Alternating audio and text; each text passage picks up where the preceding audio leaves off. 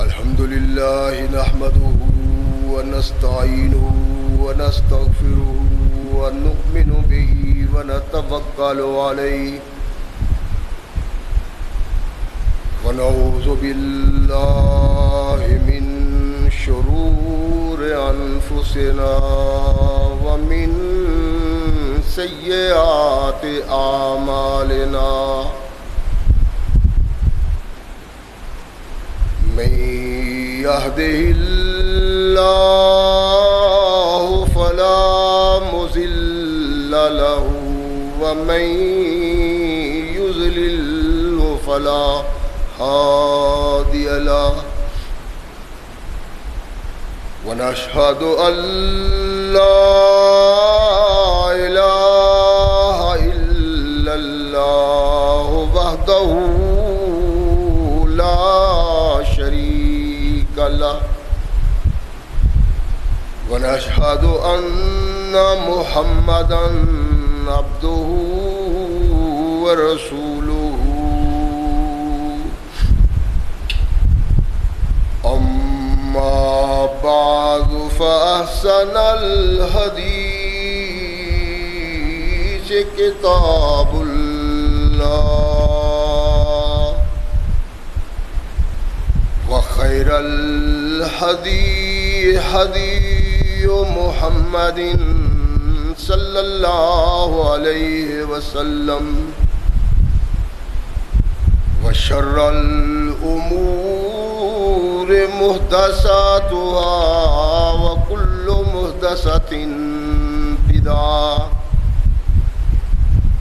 وكل بدعة ضلالة وكل ضلالة في النار.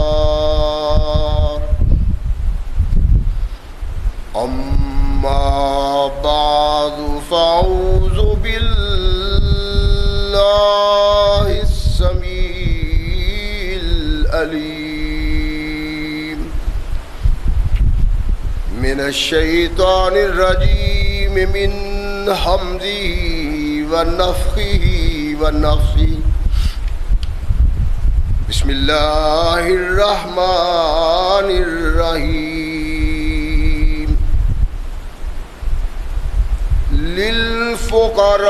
للفقراء الذين أحصروا في سبيل الله لا يستطيعون ضربا في الأرض يحسبهم الجاهل أغنياء من التعفف تعرفهم بسيماهم لا يسألون الناس إلحافا وما تنفقوا من خير فإن الله به عليم.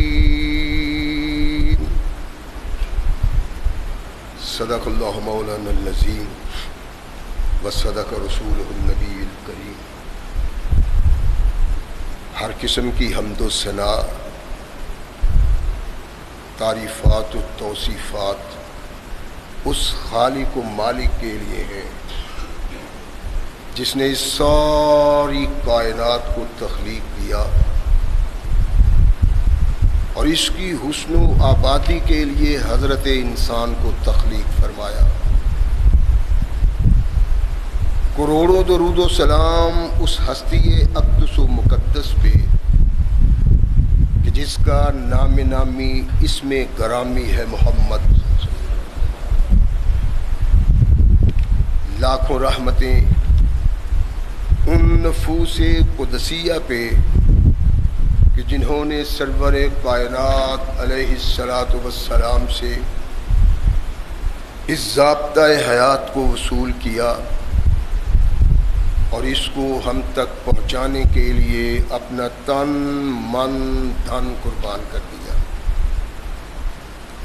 اللہ کی یہ بہت بڑی کرم نوازی ہے کہ اس نے اس ضابطۂ حیات کو ہم تک پہنچانے کے لیے ایسے مضبوط ذرائع اور اسباب استعمال فرمائے کہ ان کی موجودگی میں ہم ببانگ دہل کہہ سکتے ہیں کہ یہ ضابطۂ حیات جو قرآن کی صورت میں آج ہمارے ہاتھوں میں موجود ہے، یہ وہی ضابطۂ حیات ہے جو آج سے کم و بیش 1450 سال پہلے نبی کائنات رسول ثقلین حضرت محمد رسول اللہ صلی اللہ علیہ وآلہ وسلم پہ انسانوں کی رشد و ہدایت کے لیے نازل ہوا۔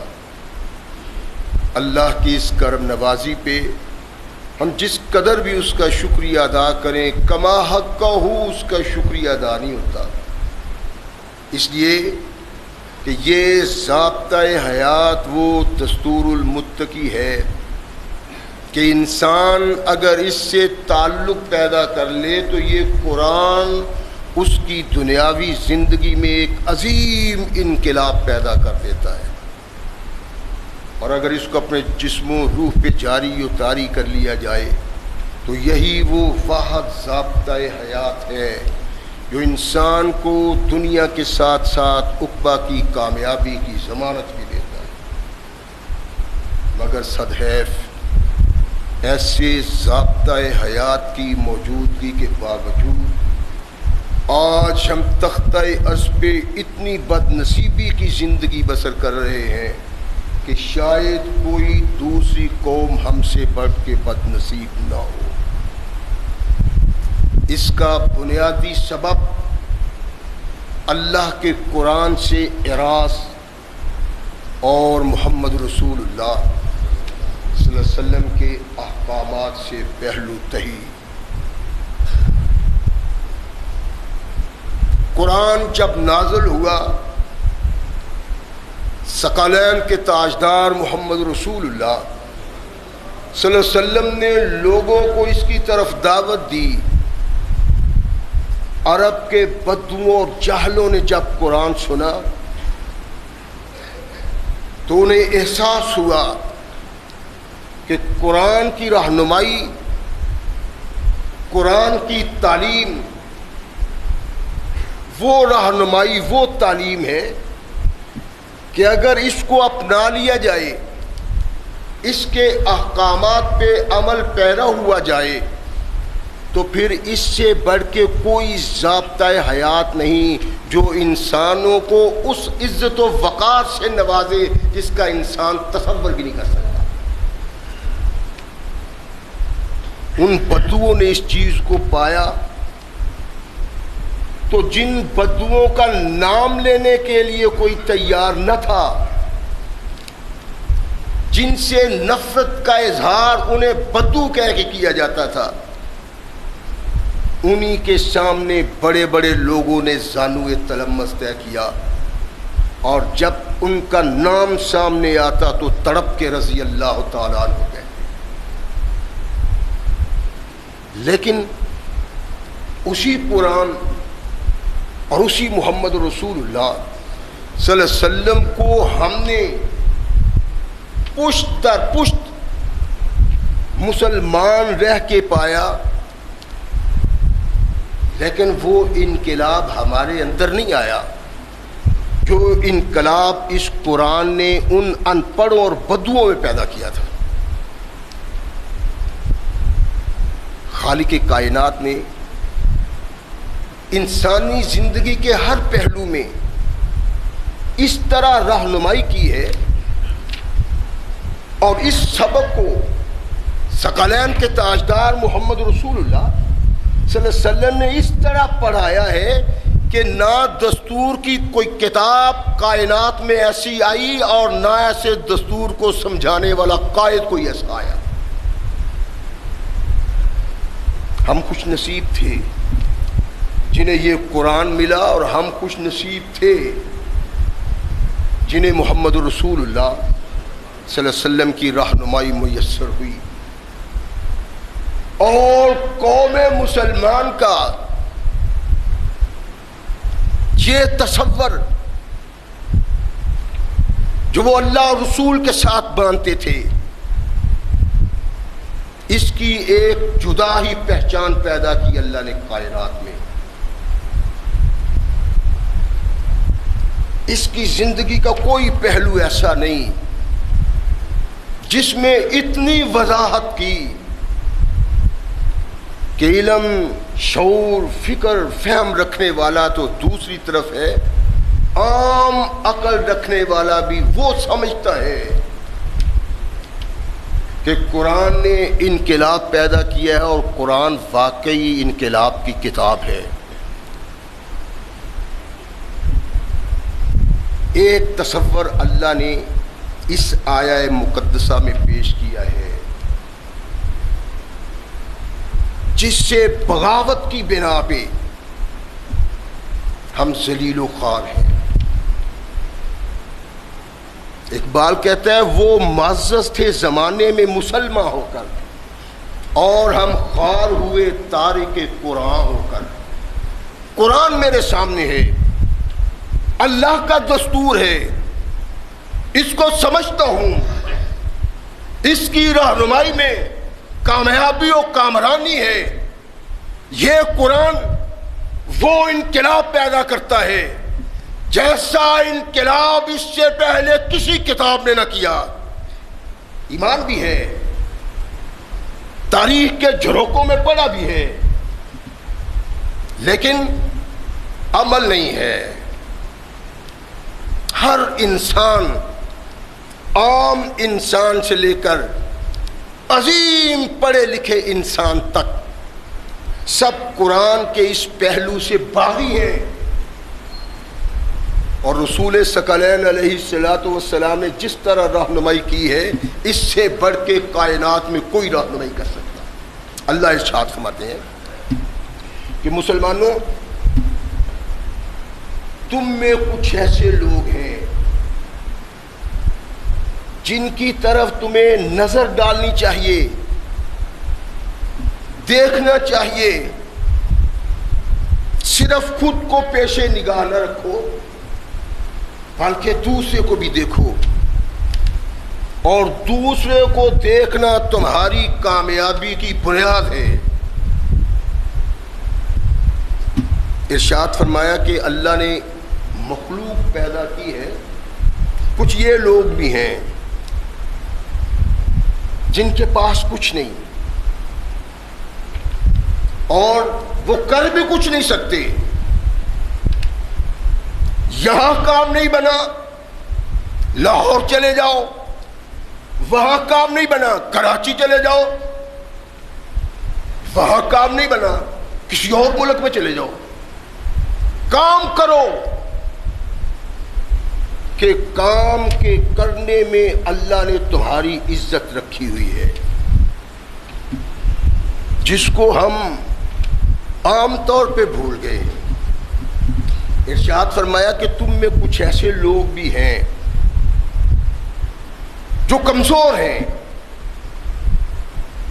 لیکن کبھی ان کی زبان سے ایسی بات نہیں اچھلی جس سے پتہ چلے کہ یہ محتاج ہیں، یہ غریب ہیں، زبان سے نہیں نکلا۔ اور اے مخاطب، اللہ کہتا ہے یحسبهم الجاہل اغنیاء من التعفف تعرفهم بسیماهم لا یسألون الناس الحافا۔ کہا کہ ایسے لوگوں کو تو دیکھتا ہے میرے محبوب، لوگوں سے جا کے سوال نہیں کرتے، لوگوں سے جا کے مانگتے نہیں ہیں، اور نہ ہی وہ لوگ ایسا چہرہ بناتے ہیں کہ اس کو دیکھ کے پتا چلے کہ یہ لوگ حاجت مند ہیں، یہ لوگ ہماری مدد کے حقدار ہیں، یہ ہم سے تعاون چاہتے ہیں۔ کہا نہ تو ایسا منہ بناتے ہیں اور نہ آسان انداز اختیار کرتے ہیں۔ مولا کائنات محمد رسول اللہ صلی اللہ علیہ وسلم نے ارشاد فرمایا کہ جس کو تم مسکین سمجھتے ہو وہ دراصل مسکین نہیں ہے۔ تم سمجھتے ہو کہ جو در در پہنچتا ہے، دروازے دروازے پہ جاتا ہے، کہیں سے خیر کی دعا لے لیتا ہے، کہیں سے چند کھجوریں لے لیتا ہے، کہیں سے کچھ اناج لے لیتا ہے، تو یہ مسکین ہے؟ فرمایا نہیں، مسکین وہ ہے جو اپنے کسی بھی کردار کے رخ سے ظاہر نہیں ہونے دیتا کہ یہ مسکین ہے۔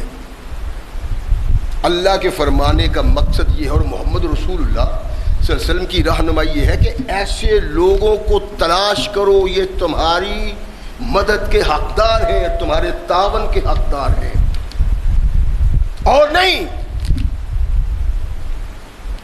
گلیوں میں مانگتا ہے، بازار میں مانگتا ہے، اور اب بد نصیبی کی انتہا یہ ہے کہ مسجدوں میں آ کے مانگتا ہے۔ رحمت کائنات محمد رسول اللہ صلی اللہ علیہ وسلم نے رہنمائی کی ایسی کہ جس رہنمائی نے انسان کے دل و دماغ میں گھر کیا، انہوں نے سمجھا، جانا کہ محمد رسول اللہ صلی اللہ علیہ وسلم جو رہنمائی کرتے ہیں اصل میں یہ انسان کا افتخار ہے، عزت ہے انسان کی، وقار ہے انسان کا۔ انسان کسی کے سامنے جا کے جھولی نہ پھیلائے، ہاتھ نہ پھیلائے، مانگے نہ۔ رحمت کائنات محمد رسول اللہ صلی اللہ علیہ وسلم تشریف ہے، ایک صحابی آئے، خاندانی بندے ہیں، ٹھیک ٹھاک ہیں، لیکن حالات کا تقاضا ہوا کہ وہ کونین کے آقا ثقلین کے تاجدار محمد رسول اللہ صلی اللہ علیہ وسلم سے آ کے درخواست کریں۔ اللہ کے نبی، حالات نے مجبور کر دیا ہے میرے آقا، اس لیے معاونت چاہتا ہوں۔ کہتے ہیں سال تو رسول اللہ صلی اللہ علیہ وسلم فاتانی، میں نے سوال کیا، میں نے مانگا، اللہ کے نبی نے کوئی بات نہیں کی، فاتانی، مجھے دیا، میں نے سمجھا یہ کافی نہیں ہے، ثم سال تو میں پھر سوال کیا، فاتانی، رسول اللہ صلی اللہ علیہ وسلم نے مجھے دیا، ثم سال تو ہوں، میں نے پھر مال کے لیے، دولت کے لیے محمد رسول اللہ سے سوال کیا، فاتانی، مولا کائنات محمد رسول اللہ صلی اللہ علیہ وسلم نے مجھے دیا۔ اب اتنا دیا کہ سوال کی گنجائش نہیں رہ گئی۔ آسمان کی چھت کے نیچے، زمین کی دھرتی پہ اتنا قابل رہنما، اتنی بہترین رہنمائی اور ایسا انداز جو کائنات کے آقا محمد رسول اللہ کا تھا، کسی دوسرے کا نہیں تھا۔ مانگا دیا، پھر مانگا دیا، پھر مانگا دیا۔ جب مانگنے والے نے سمجھا کہ اب کام ٹھیک ہو گیا ہے تو خاموشی اختیار کی۔ جب اس نے خاموشی اختیار کی تو محمد رسول اللہ صلی اللہ علیہ وسلم اس سے مخاطب ہوئے۔ حکیم، ان کا نام حکیم بن حزام تھا۔ حکیم دنیا سرسبز ہے اور شیریں بھی۔ کیا مطلب؟ ارشاد فرمایا کہ دنیا کی چکا چوندری میں،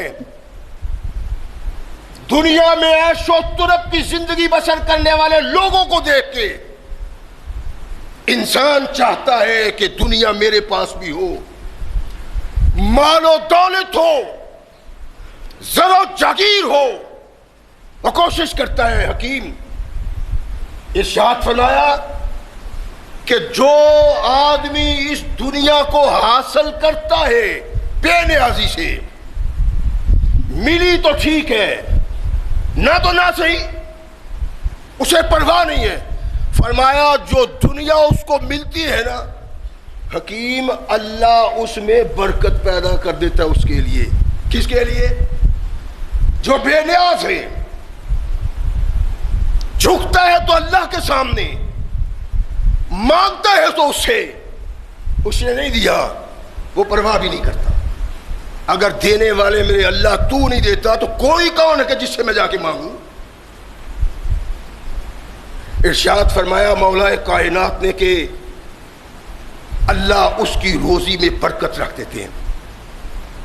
اور جو انسان اپنے نفس کی خواہش کی بنا پہ، اپنے نفس کی لالچ کی بنا پہ دنیا حاصل کرتا ہے، فرمایا حکیم اللہ اس میں برکت اس کے لیے نہیں رکھتے. سوچنے کو دیکھنے کی بات ہے. اللہ کے نبی نے کہا ہم اپنے معاشرہ میں تحقیق کریں، نتیجہ آئے گا سامنے. جو کائنات کے آقا محمد رسول اللہ صلی اللہ علیہ وسلم نے ارشاد فرمایا وہی حق اور سچ ہے. اس کی روزی میں برکت نہیں ہوتی. ارشاد فرمایا کہ یہ جو انسان ہے نا، جو اپنے نفس کے لالچ کی بنا پہ ادھر سے بھی ادھر سے بھی ادھر سے بھی، ارشاد فرمایا حکیم یہ ایسا بیمار ہے جیسے ایک گائے ہوتی ہے جو کبھی پیٹ نہیں بھرتی، چلتی پھرتی بھی کھاتی ہے، بیٹھی اٹھی بھی کھاتی ہے، اس کا پیٹ نہیں بھرتا. ویسا یہ انسان ہے جو لالچ کے سبب انسانوں سے سوال کرتا ہے. مال ہے، دولت ہے، کاروبار ہے، لیکن چاہتا ہے کہ اس سے بھی لوں، اس سے بھی لوں، اس سے بھی لوں، میرے کاروبار میں ترقی آئے. مولا کائنات نے کہا یہ سب کچھ کر لیتا ہے لیکن اللہ اس کی دولت میں برکت نہیں رکھتا. اور ارشاد فرمایا الید العلیٰ خیر من ید السفلی. حکیم میری بات یاد رکھ لو، دینے والا ہاتھ بہترین ہے لینے والے ہاتھ سے. سبب کیا تھا؟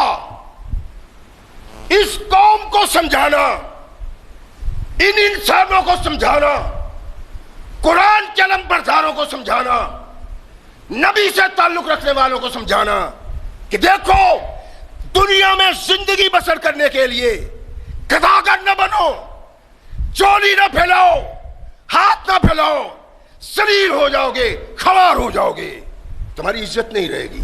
کائنات کے آقا محمد رسول اللہ صلی اللہ علیہ وسلم نے یہ ارشاد فرمایا تو اللہ کے نبی کا صحابی سنتا ہے، عرض کرنے لگا اللہ کے نبی یا رسول اللہ صلی اللہ علیہ وسلم والذی بعثک بالحق، اس ذات کی قسم جس نے آپ کو حق کے ساتھ بھیجا ہے، لا ارضی احد بعدک شیء. آقا آج کے بعد کسی کے سامنے دستے سوال دراز نہیں کروں گا، حتی افارق الدنیا، اللہ کے نبی مرنے تک میرا ہاتھ کسی کی طرف نہیں بڑھے گا کہ میں کسی سے سوال کروں، مانگوں، دولت اکٹھی کرنے کے لیے، مال و زر اکٹھا کرنے کے لیے. مرنے تک آج کے بعد ایسا نہیں ہوگا. اور یہ جو کہا کہ میں لا ارضی، میں کسی سے نہیں لوں گا، یہ نہیں ہے کہ میں نہیں مانگوں گا، سوال نہیں کروں گا. لا ارضی اللہ کے نبی محمد کے غلام نے اپنے آقا سے جو سنا ہے وہ دل کی تختیوں پہ لکھ لیا ہے، آج کے بعد کسی سے کچھ نہیں لوں گا۔ اللہ کے نبی علیہ الصلوۃ والسلام کے سامنے صحابی رسول نے کہا، کس نبی کے سامنے جو انسانیت کو زمین سے اٹھا کے آسمانوں کی رفتوں تک پہنچانا چاہتا ہے؟ نہیں مانگوں گا اللہ کے نبی، مانگنا ٹھیک نہیں ہے۔ اللہ کے نبی چلے گئے، اس کے حالات ٹھیک نہیں ہیں، لیکن کسی کے سامنے دستے سوال دراز نہیں کیا۔ صدیق اکبر کا دور خلافت آیا، مال فے آیا، پیغام آیا کہ حکیم آؤ، مال فے میں تمہارا حق ہے۔ کہا امیر المومنین یہ اب ہاتھ اٹھ نہیں سکتے کسی سے لینے کے لیے، وہ میرا حق ہی دیتا ہوں۔ ابا ایتقبلا، ابو بکر سے بھی لینے سے انکار کر دیا، فاروق نے بلایا تب بھی انکار کر دیا۔ صحابہ کہتے ہیں کہ وہ انکار ہی کرتا رہا حتیٰ توفیہ، یہاں تک کہ موت نے اپنے ہاتھ میں لے لیا اس کو۔ اللہ کا نبی سمجھانے والا، صحابی سمجھنے والا، اللہ کے نبی نے کہا انسانی وقار کے لیے اس سے بڑھ کے ذلت کی کوئی بات نہیں کہ کوئی کسی سے جا کے مانگتا پھرے۔ بڑا سرمایہ دار ہے، جاگیردار ہے، نوٹ ہے بڑے، لیکن دل پھر بھی چاہتا ہے۔ ثقلین کے تاجدار محمد رسول اللہ صلی اللہ علیہ وسلم نے مسند احمد میں روایت ہے اور صحیح روایت، ارشاد فرمایا کہ جو آدمی اپنا مال بڑھانے کے لیے لوگوں سے مانگتا ہے، کس طرح؟ یعنی میں آپ میں سے کسی کے پاس آتا ہوں کہ میں نے وہ فلاں کاروبار شروع کیا ہے، تھوڑے سے پیسے دو، مجھے پیسے چاہیے۔ نہیں، مختلف انداز اختیار کرتا ہے یہ پیسے اکٹھے کرنے کے لیے۔ مولا کائنات نے ارشاد فرمایا کہ جو انسان مال بڑھانے کے لیے، دولت بڑھانے کے لیے لوگوں سے سوال کرتا ہے، اللہ کہتے ہیں کہ میں اس کے مال و زر میں برکت نکال لیتا ہوں۔ کمی آ جاتی ہے؟ کمی تو نہیں آتی۔ یہ آدمی دن دگنی رات چگنی ترقی کرتا ہے، آ جاتی ہے۔ یہ جتنا بھی اکٹھا کرتا ہے، یہ جتنا بھی سمیٹتا ہے، اس کے باوجود اس کی خواہش بڑھتی جاتی ہے۔ جیسے نبی رحمت محمد رسول اللہ صلی اللہ علیہ وسلم نے ارشاد فرمایا کہ جس طرح ایک گائے کھاتی رہتی ہے، خواہش بڑھتی رہتی ہے، اس طرح اس کی بھی خواہش بڑھتی رہتی ہے۔ بڑھتی خواہش اس کے دل و دماغ میں یہ تصور پیدا کرتی ہے کہ تیرے پاس جو کچھ ہے یہ کم ہے، اور بھی کم ہے، اور بھی کم ہے۔ رحمت کائنات محمد رسول اللہ صلی اللہ علیہ وسلم اپنی قوم کو، اپنی ملت کو، اپنے متی و منقاد اپنے صحابہ کو، صحابہ کی معرفت قیامت تک آنے والے مسلمانوں کو یہ پیغام دے رہے ہیں۔ تشریف فرمائیں، بیعت لے رہے ہیں اللہ کے نبی۔ عبد الرحمن بن عوف رضی اللہ تعالیٰ عنہ کہتے ہیں کہ میں اور 7-8 اور دوسرے میرے ساتھی بیٹھے ہوئے ہیں، اللہ کے نبی کی ہر رہنمائی کی طرف غور سے دیکھنے کی ضرورت ہے، تھوڑا سا ڈوبنے کی ضرورت ہے۔ اللہ کی قسم اگر ہم وہ قبول کر لیں، مان لیں، اپنا لیں، ایسی اللہ دنیا میں عزت دے گا کہ کسی کو تو عزت اللہ نے ایسی نہیں دی ہوگی جو عزت محمد رسول اللہ کے فرمان میں ہے۔ 8-7-9 آدمیوں کو دیکھا، رسول اللہ نے فرمایا اور تم رسول اللہ کی بیعت نہیں کرو گے؟ اللہ کے نبی ہم تو بیعت کر چکے ہیں، کی ہے اللہ کے نبی؟ عبد الرحمن کہتے ہیں کہ پھر اللہ کے نبی نے کہا اور تم اللہ کے رسول کی بیعت نہیں کرو گے؟ پھر نہیں کہا کہ اللہ کے نبی ہم نے کی ہے، بلکہ کہتے ہیں ہم نے ہاتھ بڑھائے محمد رسول اللہ کی طرف بیعت کے لیے، اور عرض کیا اللہ کے نبی کس بات پہ بیعت کرے؟ اب رحمت کائنات نے ارشاد فرمایا الا اللہ تعبد اللہ، الا ان تعبد اللہ ولا تشرکوا بہ شیئا۔ یہ نہیں کہا اللہ کے نبی نے کہ اس لیے بیعت کرو کہ تم نے اللہ کی عبادت کرنی ہے، نہیں، ارشاد فرمایا اس لیے بیعت کرو تم نے اللہ کی عبادت کرنی ہے، اللہ کے علاوہ کسی دوسرے کی نہیں۔ یعنی مسلمان کو اس توحید کی موت سے گرانے کے لیے رحمت کائنات نے وضاحت فرمائی کہ نماز، سجدہ، قیام، رکوع، اللہ کے لیے نذر و نیاز، اور اس کے ساتھ ساتھ کسی دوسرے کے لیے بھی۔ اللہ مشکل کشا ہے، فلاں بھی مشکل کشا ہے، اللہ حاجت روا ہے، فلاں بھی حاجت روا ہے، اللہ مالک و مختار ہے، فلاں بھی مالک و مختار ہے۔ صحابہ کو کہا بیعت اس بات پہ کرو کہ اللہ کی عبادت کرنی ہے، کسی دوسرے کو شریک نہیں کرنا۔ ذرا ہم بھی اپنے گریبانوں میں جھانکے نا، اپنے معاشرے کا نظر ڈالیں نا وشے کے، کیا جس بات پہ محمد رسول اللہ نے بیعت کی ہم بھی اسی پہ ہیں؟ نہیں، ایک مشکل کشا نہیں، ہزاروں مشکل کشا، ایک حاجت روا نہیں، ہزاروں حاجت روا۔ مولا کائنات کے کہنے کا مقصد یہ ہے کہ تم اللہ کے نام کی نظر دو، نیاز دو، مشکل کشا جانو، حاجت روا جانو، لیکن اگر اس کے ساتھ ساتھ کسی دوسرے کو بھی مانتے ہو تو اللہ تمہاری عبادت کو قطعاً قبول نہیں کرتا۔ یہ تھا مقصد۔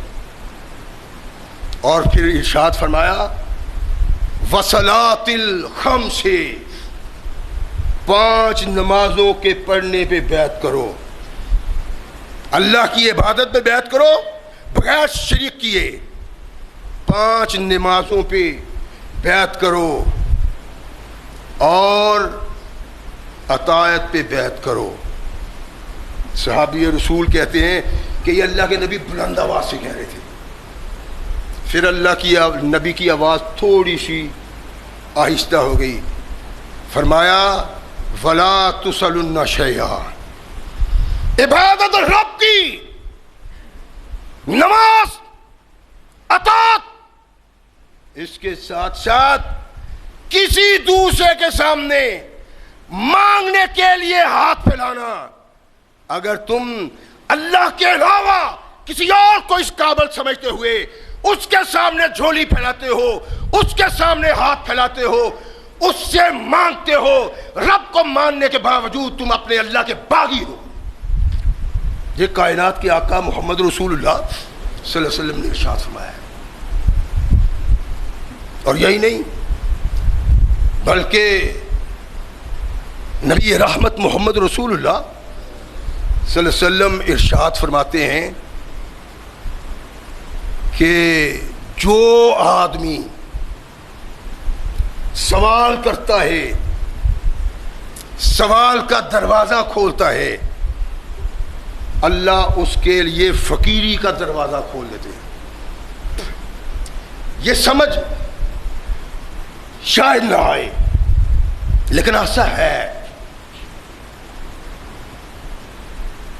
کہ جو مانگنے کے لیے نکلتا ہے نا، رحمت کائنات نے ارشاد فرمایا جو مانگنے کا دروازہ کھولتا ہے، سوال کا دروازہ کھولتا ہے نا، اللہ اس کے لیے فقیری کا دروازہ کھول دیتا ہے۔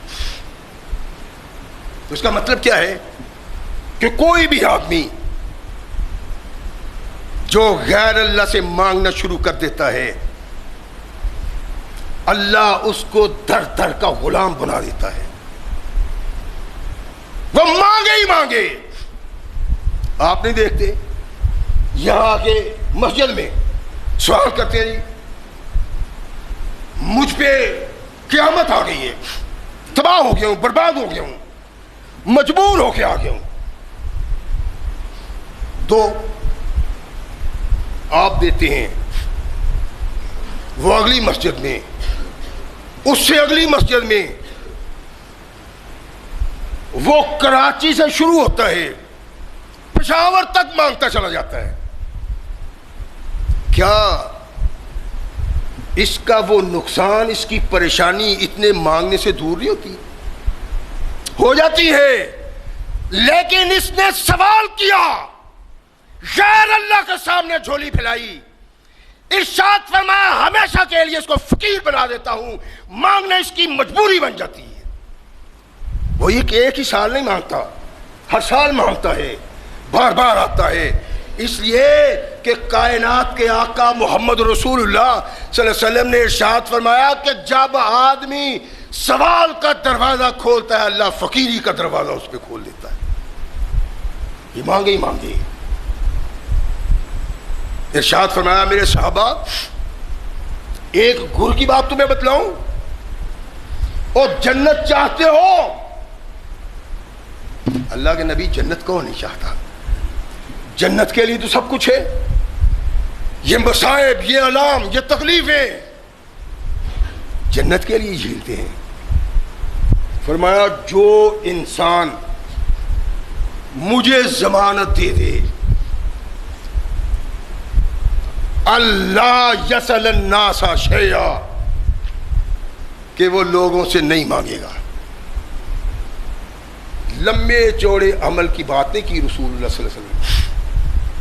ہوش دلائی ہے، غیرت دلائی ہے. میں بھی مانگت ہوں، آپ بھی مانگتے ہیں. ایک پولیس اسٹیشن کا سپاہی وہ بھی مانگتا ہے، سپریم کورٹ کا چیف جسٹس وہ بھی مانگتا ہے. سارے مانگتے ہیں. چولی پھیلائی ہوئی ہے، اس کے پاس کمی نہیں. مانگنے کا دروازہ کھولا سپریم کورٹ کے جج نے. اللہ نے ہمیشہ کے لیے اس کو فقیر بنا دیا ہے. محمد رسول اللہ صلی اللہ علیہ وسلم کے فرمان کے مطابق اب جو بھی آتا ہے یہ رشوت مانگتا ہے. جو بھی آتا ہے یہ رشوت مانگتا ہے. ہماری عدالتوں میں معمولی سیشن کورٹ کی عدالت سے لے کر سپریم کورٹ کی عدالت تک جج بکتے ہیں اور وہ مانگتے ہیں، سوال کرتے ہیں. آپ جائیں تھانے میں تو وہ کیا کہتے ہیں؟ بھائی کچھ نہ کچھ ہو. کیوں؟ تم تو ہمارے لیے رکھے گئے ہو، تنخواہ لیتے ہو. کہتے ہیں مجبوری ہے، ہم ہی نہیں کھاتے، ہمارے افسر بھی کھاتے. یہ ہے وہ سوال جس سوال کے کرنے والا ہمیشہ کے لیے فقیر بن جاتا ہے. اور کائنات کے آقا محمد رسول اللہ صلی اللہ علیہ وسلم نے اس کے سامنے عبرت کا ایک منزل رکھا کہ اگر یہ واقعی مسلمان بن کے سوچتا ہے، اس کے دل میں اس کی فکر ہوتی ہے، تو کائنات کے آقا محمد رسول اللہ صلی اللہ علیہ وسلم نے ایسی بات پیش کی کہ اس کی موجودگی میں انسان کبھی جرت نہیں کر سکتا کہ وہ کسی کے سامنے ہاتھ پھیلائے. یہ نہیں ہے کہ ہاتھ اللہ واسطے مجھے دو جی میں نے صرف کاروباری کرنے. نہیں، تھانے دار بھی مانگت ہے، ڈاکٹر بھی ہسپتال کا مانگت ہے، چھوٹی کورٹوں کے جج مانگت ہیں، سپریم کورٹ کا جج مانگت ہے. جو رشوت مانگتا ہے، مانگ کے کام کرتا ہے، یہ مانگت ہی ہے. نبی رحمت محمد رسول اللہ صلی اللہ علیہ وسلم نے ارشاد فرمایا کہ یہ سوال کا دروازہ کھولتا ہے. مانگا جج نے، اب یہ مانگتا ہی رہے گا. اور پھر جب یہ مانگتا ہی رہے گا، سوال کرتا ہی رہے گا، تو اس کا انجام کیا ہوگا؟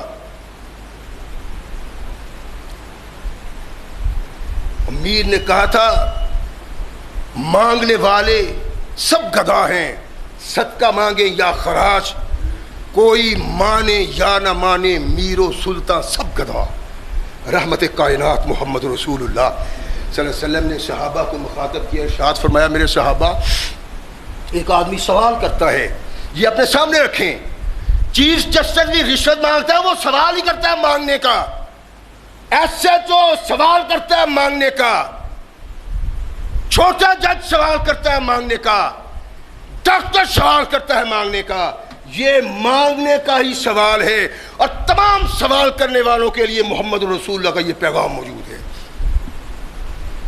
ارشاد فرمایا کہ مانگنے والا مانگتا ہے یہاں تک کہ مانگتے مانگتے وہ مر جاتا ہے۔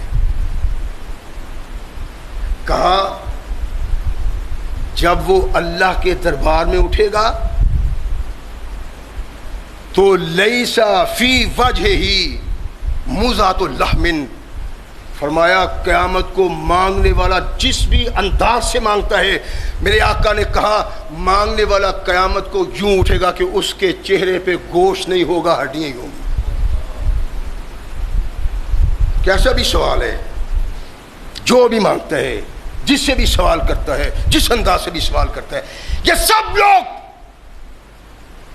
چھوٹے جج سے لے کر بڑا معمولی سبائی سے لے کر ڈی آئی جی آئی جی تک جو بھی اس میں شامل ہے اس سوال میں، سب اللہ کے نزدیک مطلوب ہیں۔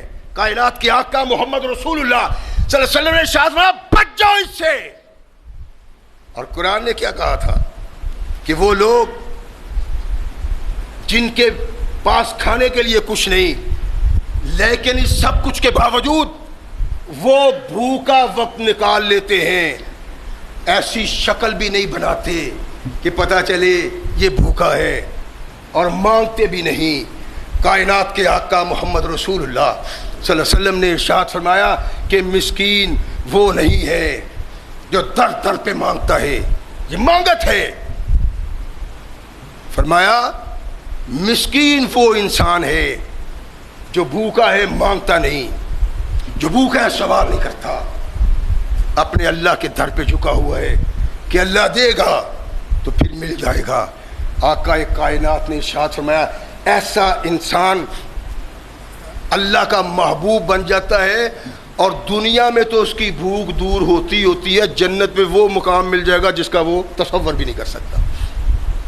لیکن جب ہم وہ کردار اپنائیں گے جو کردار محمد رسول اللہ نے دی، کسی کے سامنے دستے سوال کسی بھی انداز میں دراز نہیں کیا جا سکتا۔ میں نے عرض کیا نا، اس کا مطلب یہ نہیں کہ مانگتا ہے مجھے اللہ واسطے دو، میں تباہ ہو گیا، میں برباد ہو گیا، مجھے یہ نہیں ہے، بلکہ ہر حکمران، یعنی یہ جو ہمارے حکمران ہیں امریکہ کی ٹوٹی کرتے ہیں اور غلامی کرتے ہیں، اس سے پیسے لیتے ہیں، یہ بھی سب چور ہیں، اور ویسے ہی سالی ہیں جن سوالیوں کے چہرے پہ قیامت کے دن گوشت نہیں ہوگا، ہڈیاں ہڈیاں ہوں۔ تو بچنا، وہاں عزت اور وقار پانا، نبی کائنات محمد رسول اللہ صلی اللہ علیہ وسلم کے سامنے ذلت سے بچنا تبھی ہو سکتا ہے اگر محمد رسول اللہ صلی اللہ علیہ وسلم کے احکامات کو پیش نظر رکھیں۔ اگر آپ کو دل میں یہ سوچ پیدا ہو کہ عزت کی زندگی بسر کرنی ہے، وقار کی زندگی بسر کرنی ہے، وقار اور عزت کی زندگی وہ بسر کرتا ہے جو غیر اللہ کے سامنے ہاتھ نہیں پھیلاتا، وگرنہ یہاں بھی وہ ذلیل وہاں بھی ذلیل۔ یہ کائنات کے آقا محمد رسول اللہ صلی اللہ علیہ وسلم نے ہمیں پیغام دے دیا ہے، تو اس پیغام کو اپنے دلوں کی تختیوں پہ نقش کر لینا چاہیے۔ جب بھی وقت آئے مانگے اللہ سے، جو اللہ سے مانگتا ہے اللہ اسے محروم رحمت نہیں کرتا۔ اللہ ہمیں صحیح مسلمان بننے کی توفیق عطا فرمائے۔ وآخر دعوانا الحمدللہ۔